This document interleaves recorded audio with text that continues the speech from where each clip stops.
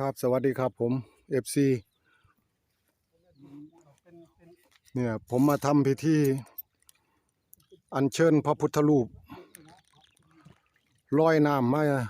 จากแม่น้ำมูลแห่งนี้ให้แม่เพ็ญเพิ่นนั่งเบิ่งอันนี้อยู่นี่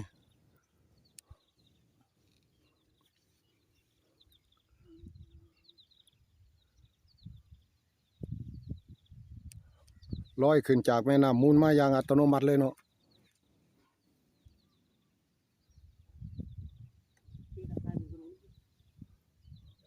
เพิ่นลอยขึ้นมาจากวางนี่ล่ะติว่าโอ้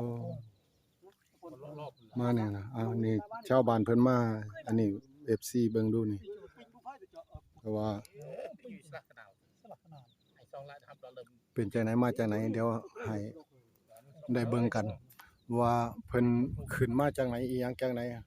ผมได้ทำพิธีอัญเชิญขึ้นมานี่แล้วก็สิได้นิมนต์เอาไปอยู่วัดอยู่ว่าบ้านเฮา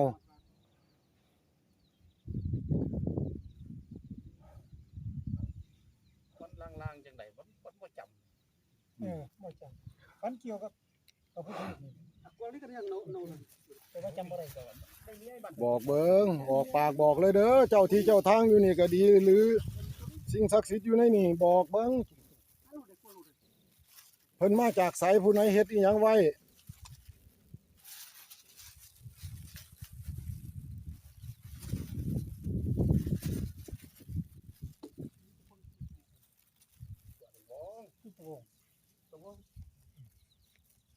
อาจับตู้อาจจะตาตะกุยวิตรายังต้นลูกเนาะ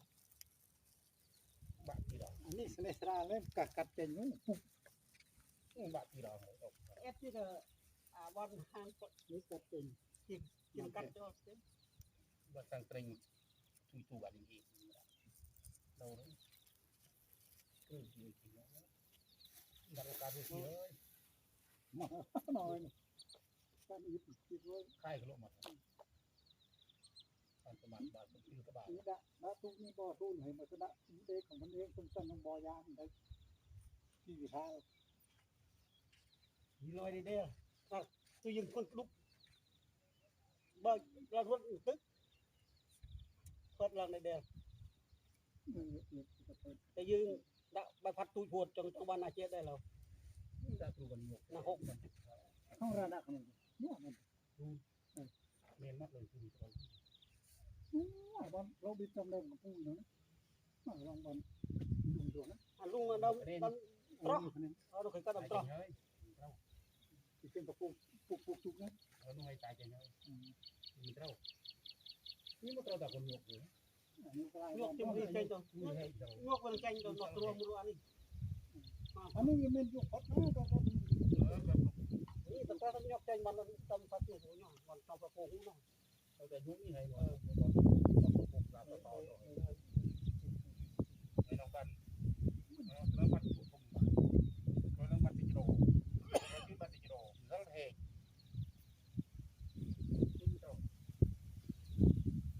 เลยนะเด็กออกโลดเสร็จ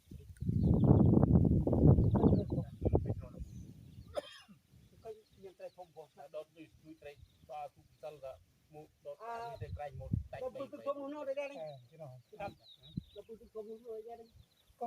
สุดที่คิดว่าเขาใช่จริงๆจนมันตรงนี้ก็สนองค่ะปลาตกไกลเรื่องว่าเราตีเต็มตรอกนะเราช่วยในเท่านี้มันลบเครื่องเลยปลาตกไกลที่โดนมีแต่ก็ เรามาดูมันเป็นผู้ยืนตามจังนะ สมบัติโตมือเราลงเพิ่มที่ได้จุดใบบูดปัดมือได้เซจุดตัวมือเกี่ยสีโบสนออันนี้ข้างๆมันก็ต้องบ้านร่วงเลยได้หมดข้างๆตัวนะแต่นี่เห็นมันร่วงอย่าใช้คอมันดักกัดเลยคนนึงร่วงพร้อม เจ้าความอยู่ที่นี่บ้านเขาคนเทศบาลเนาะซาลจีบันโกงก็เป็นของจีนเลย ช่วงนี้มันท่าตะไคร้มันท่าตะสิตุยท่าครีมมัน คือ ด่าไงนั่น คือทรูดะคือทรูดะវាមិនដៃពីថ្ងៃមួយម្ដងថ្ងៃពីថ្ងៃមួយម្ដងបានទៅព្រីងលើពីដើមដាក់មកកាត់នេះគឺប្រូថ្ងៃនេះការចរាចរតាមរកខាងកាត់ផ្លូវដាក់ รถมาตามเขาโจเลยเดียวดักสวกตรา មកទាំងពីរហើយពីមិនយកដាក់កាច់តាម3នឹងត្រេកត្រប់ ไอ้โยกนี่โยกจะตึงเลยแม่โยกเลยโยกเลย มาจากไสเนาะวันนี้เนาะผู้ไหนเอามาทีม มาไกลมาไกล จนมากพอดีเพิ่นอยากขึ้นมา เพิ่นอยากขึ้น เจ้าที่อยู่นี่ตีนี่รักษาไว้อยู่นี่ เพิ่นดูแลอยู่นี่มาตั้งหลายมื้อแล้วเป็นพันปีแล้ว โอ้เจ้าที่อยู่นี่นะ อยากอยู่นี่บ่อยากไปอยู่ มานี่ พาเพิ่นอยากขึ้นสติเพิ่นลอยมาแตะไกลตีเพิ่นสิอยู่ศาลาหรืออยู่โบสถ์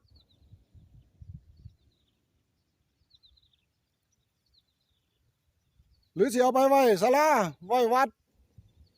พ่อยโบสถ์ อยู่นี่บ่ให้อยู่แล้ว เออ เอาไปโบสถ์เอาไปโบสถ์ เพิ่นอยากขึ้นโดนแล้วแต่เพิ่นบ่ทันขึ้นนะ ขึ้นโดนเราบ่ขึ้นให้เห็น เออ แสดงว่าลอยมาจมมาตะโดนแล้วเด้นี่จากมาตะทางไหนบุนี่ จมรถคือสนิมบ่จับ มาตะไกลอยู่ลอยมาตะไกลอยู่พุ่นน่ะ คือสนิมบ่จับ ก็มีนี่เด้ก็สิมาตะไกลเติบตัว หรืออยู่สะพานบ้านเบาหุ่นหูลอยมาเนาะแม่นบ่มีหยังฝากลูกฝากหลานแน่บ่ให้โชคให้ลาภลูกหลานแน่บ่นี่บ่มีหยังให้เลยติบ่ฮู้เลขฮู้เบอร์แน่ติโอ้ยจังไหนน้อยเนาะบาดนี่เนาะ บ่แม่นพระเล่นพันท่านเพื่อนซะ บ่อันเจ้าที่น่ะขอน้ำเจ้าที่น่ะเจ้าที่น่ะขอน้ำเจ้าที่น่ะ ก็อยู่ได้ที่ดอกบะ บ่มีให้เลยแม่นบ่บ่มีให้ก็บ่เป็นหยังก็สิเอาตั้งแต่ตัวนั้นตัวอยู่ใต้ฐานนั่นน่ะบาดนี้ เดี๋ยวลูกหลานสิขอล้างให้เขา บ้านเราเจียเลยกาวดูนะ ยาย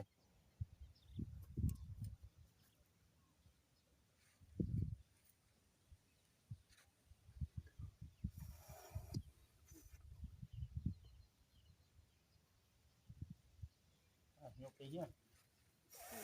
ปูกาวเนาะ บาดนี้ ขี้เยอะ ยาย ร้อยน้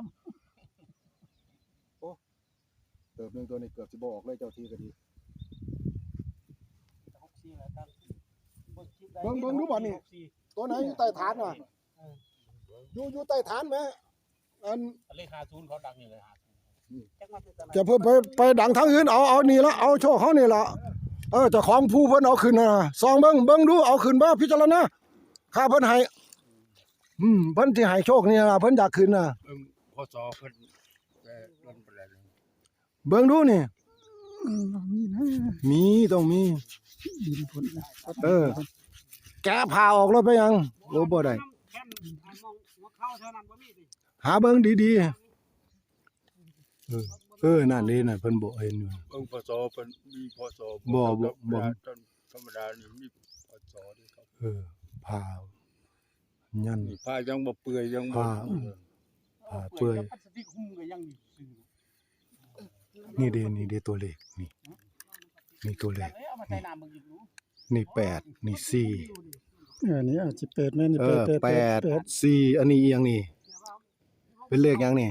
เป็นเลข6บ่นี่ พศเพิ่นบ่ 8 จะ 4หยัง เบิ่งตัวนี้ดีๆเด้อ เขาสั่งมาเบิ่งตัวนี้มีแต่เป็ดได้นี่ 8กับ6 เป็ด6 8 8 6 8ติ แม่นนี่ดิ อืม มันสิไปลายนี่แล้วก็ลงมาลายนี่แล้วก็เป็ดนี่ นั่น นี่อยู่จุดเดียว 8 6 8อีหลีเนาะ เป็ด6 8 8 6 8 เอามานี่หันเบิ่งข้างๆหาเบิ่งพศเพิ่นสิมีบ่ หันเบิ่ง อันนี้พศเจ้าสิพศใดนี่ ซองเบิ่งซองเอาเบิ่ง8 6 8เนาะ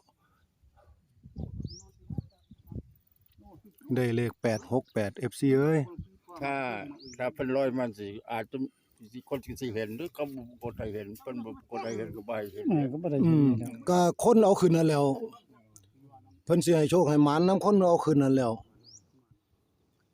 คนเอาขึ้นครั้งแรกนั่นล่ะ ผมมีดอกมีหม่องเดียวนะ มีหม่องเดียวที่ แม่น 868เนาะแม่นบ่ 8 6 8มีห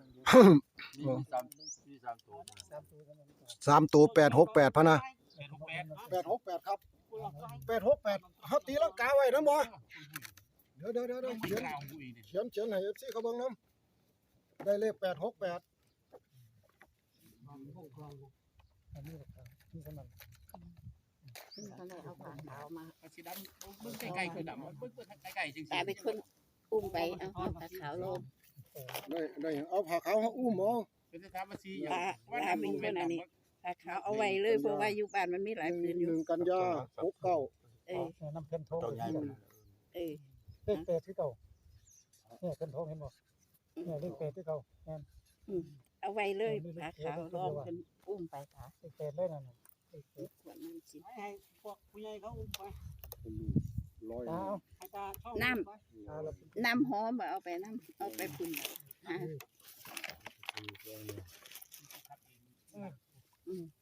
ตาอุ้มไปเลย ขึ้นไป เลข8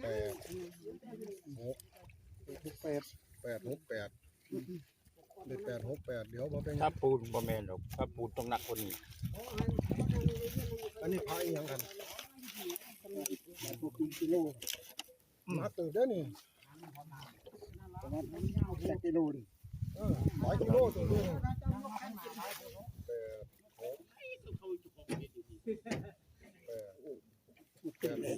8 FC อันนี้เบิ่งเทิงๆนำแน่นี่จอดนี่เทิงๆนี่ครับนี่แผ่นของเหลืองเนี่ย แผ่นทองเหลืองทองแดงโอ้แผ่นทองนี่นะแผ่นทองนี่ก็เห็นเป็น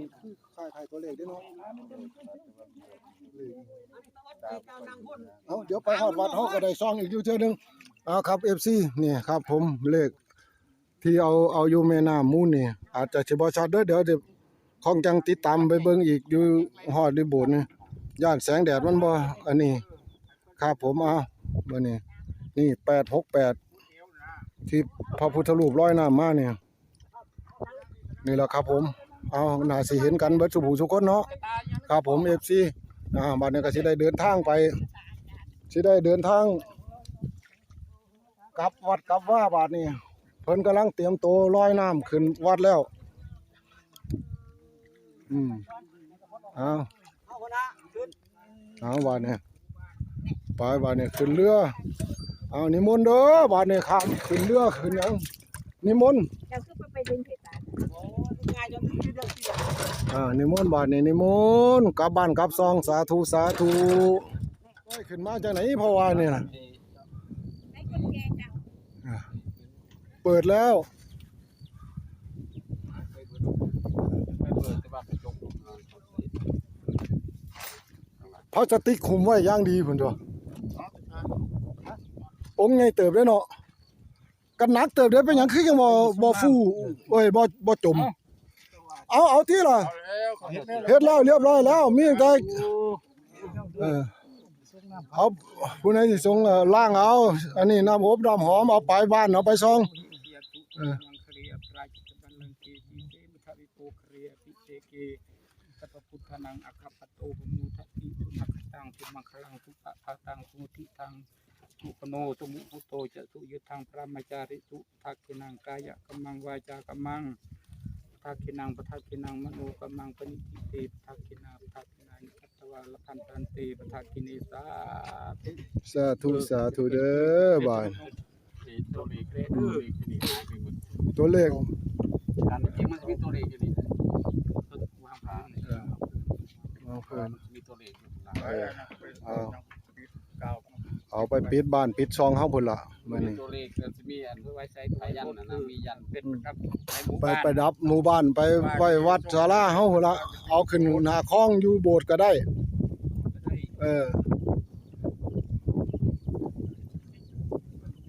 ห่วย จาก ให้เขาไปไหวเป็นยังไง แม่นบ่ บัตรชื่อ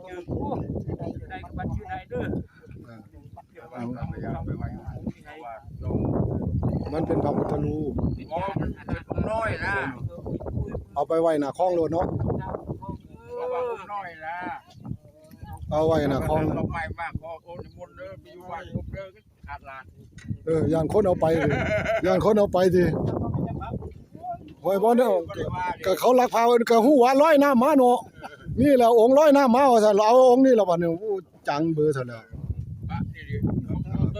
บัดนี้ FC เบิ่งเอาบัดนี้องค์เพิ่นลอยน้ำมาอย่างงามเลยนี่เพิ่นลอยน้ำมาตัวบ่แม่นใกล้ๆเลย เป็ดอัน มาหลายปีแล้ว ต้องเอากล้องมาเบิ่ง เป็ดเลยน่ะนี่เป็ดเป็ดคักเลย มติแม่นบ่มติ86แม่นบ่ เป็ดหกว่ะ 8668 ตั้งใจคือที่กัน เออ ตายเป็นทงอ่ะจะสังเกต 686หรือ868ก็ว่ากันเอาเนาะแม่นบ่ ดวง แล้วแต่ดวงไผดวงมัน ท่านยังสั้นก็ แล้วแต่ ขึ้น ดวง ไปจากนี่จะน้อยเราก็ขึ้นจากน้ำมาแล้วนะ ขึ้นจากน้อยก็ได้ คือจักหน่อยก็ได้ติเบิ่งก่อน เรามีโอกาสเป็นได้เนี่ยมัน มันเปลี่ยนแปลงได้เด้อเนาะครับ เก่ากันถึงเลขไป มันก็ถือว่าสิเอาบัตรนี่ครับผมFC ก็ดีบัตรนี่ได้เบิ่งตัวเลขเด้อบัตรนี่ FC ได้เบิ่งตัวเลขนํกันสุผู้สุคนเดี๋ยวผมเขียนไว้นี่ว่าหันมันบ่ชัดบัดนี้มาชัดเจนแล้วบัดนี้เดี๋ยวสิมติกันแล้วว่าเลขตัวนี้ครับคือเลขตัวนี้ครับผม FC พระพุทธรูปลอยน้ำมานี่เนี่ยเห็นบ่ชัดเจนบ่บัดนี้868เนาะ868ครับผม FC เอาเบิ่งเอาเด้อสุผู้สุคนครับผมท้ายสุดนี่ก็ขอให้ FC จงมีโชคมีหมายนำกันสุผู้สุคนก็สิได้อำลาพาจากไปสวัสดีครับ